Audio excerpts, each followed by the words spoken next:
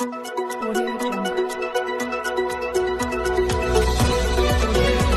پہلے نظر ڈالتے ہیں اب تک کی بلٹ۔ جی بالکل، ملک بھر میں آج قائد اعظم محمد علی جناح کا 146واں یوم پیدائش منایا جا رہا ہے۔ بابائے قوم، محسن پاکستان، قائد اعظم محمد علی جناح اور معمار پاکستان، محبوب عوام، سابق وزیر اعظم پاکستان میاں محمد نواز شریف کا بھی یوم پیدائش آج ہی منایا جا رہا ہے۔ جی بالکل، برصغیر کے مسلمانوں کو پاکستان کی صورت میں ایک آزاد وطن دینے والے بانی پاکستان قائد اعظم محمد علی جناح کی 146ویں سالگرہ آج عقیدت و احترام سے منائی جا رہی ہے۔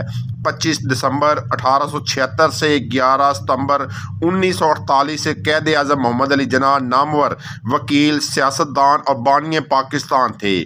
25 دسمبر 1876 کو کراچی کے وزیر مینشن میں محمد علی جناح نے آنکھ کھولی تو کون جانتا تھا کہ یہ بچہ عظیم رہنما بن کر برصغیر کے مسلمانوں کی کشتی پار لگانے میں اہم کردار ادا کرے گا۔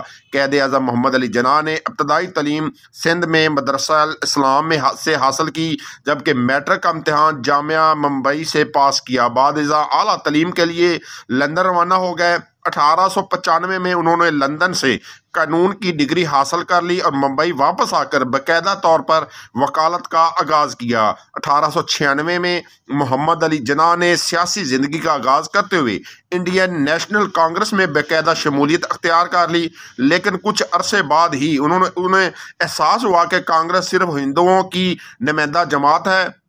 1913 میں انہوں نے آل انڈیا پاکستان مسلم لیگ میں شمولیت اختیار کی اور علیحدہ وطن کے باقاعدہ تحریک کا آغاز کیا۔ آل انڈیا مسلم لیگ میں شامل ہونے کے بعد قائد اعظم نے اپنے شب و روز مسلمانوں کے سیاسی شعور کی بیداری کے لیے وقف کر دیے۔ بالآخر ان کی جدوجہد رنگ لائی اور 14 اگست 1947 کو برصغیر کے مسلمانوں کا علیحدہ وطن کا خواب پورا ہوا، جس کا نام پاکستان رکھا گیا۔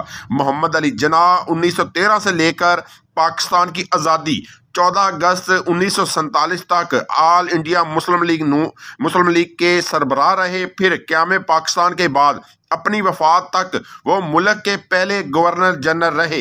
جناح کا یوم پیدائش پاکستان میں قومی تعطیل کے طور پر منایا جاتا ہے۔